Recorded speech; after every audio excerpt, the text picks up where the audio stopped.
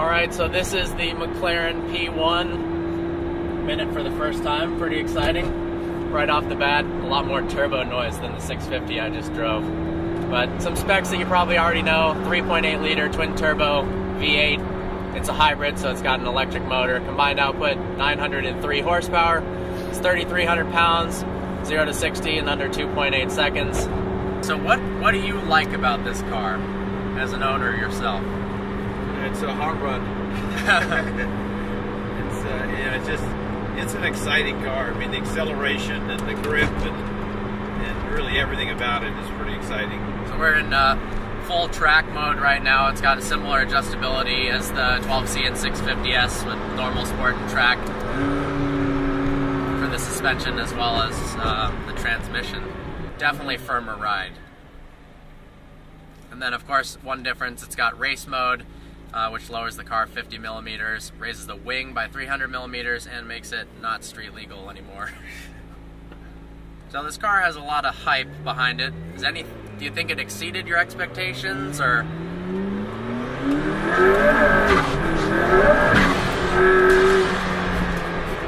Well, I think all these cars do now. I mean, this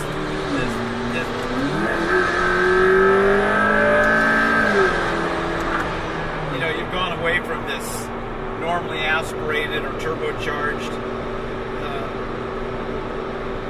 generic engine performance to hybrid technology, and hybrid technology just creates instant power. You know, you're so used to a car, you know, increasing in RPM and increasing in boost and increasing in terms on the cam. So you have, you know, kind of a buildup of power where this is like an on-off switch. You know, which is, if you touch the throttle, you have whatever you want. So.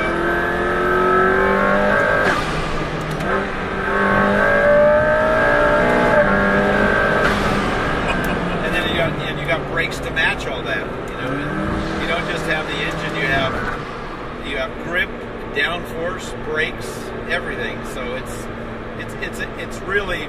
I always said that the 959 was to me the best of all modern era supercars, being from the 80s forward, because every time I got in something new, if I went back and got in one of our 959s with the development we've done, it was still faster, handled better, stopped as good, if not better, than anything else I was in.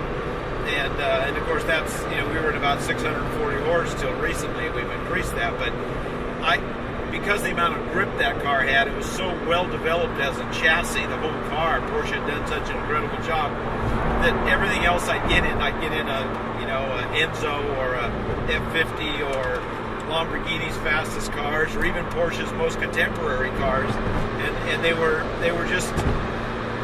comparable, and usually in some area not as well refined a car to drive. And then these cars came out. All of these cars came out from Ferrari and Porsche and McLaren, and it just moved the goalpost to an entirely different dimension now. And it's funny because it's a dimension beyond the race cars. I mean, I've driven some extremely quick race cars, you know, from Group C cars to the RS Spider Porsches and stuff.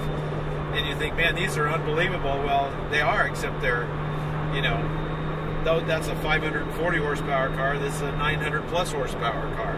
That doesn't have the hybrid technology. This is, you know, this has all that. So it's very different. And you know, you put slicks on one of these cars, and those race cars would look pretty dated in a lot of ways. So it's very different now.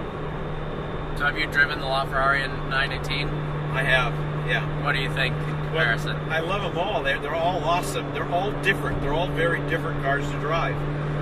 The 918 is the most refined with the all-wheel drive and the way it drives. There's no question.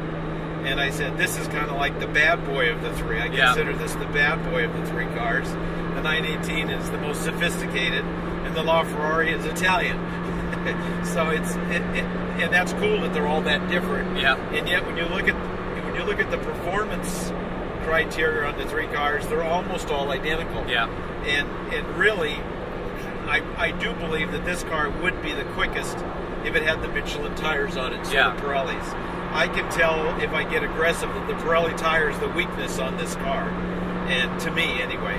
Yeah. And so, you know, if you had the same tires on all three cars, it'd be interesting to see how they then compare under track conditions or any extreme performance conditions, because I have a feeling they'd be even closer yet.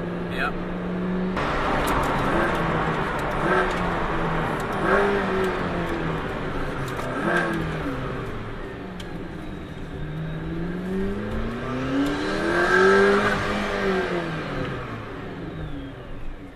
This car sounds great too. Yeah, it sounds way better than I would have thought. Shrieking sound, you know?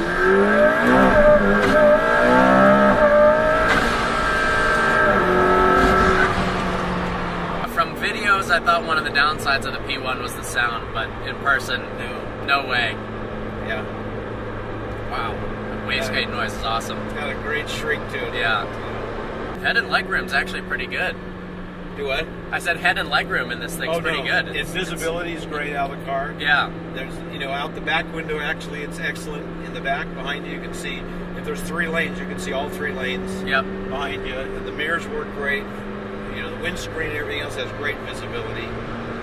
The only thing that it had as a drawback when I got it was this panel in the front of the dash. They painted that, and they painted it kind of a satin finish, but you get that reflection in the windshield. Yeah. And I took that panel and recovered it in the same applicator. Yep. And then the reflection was gone. Nice.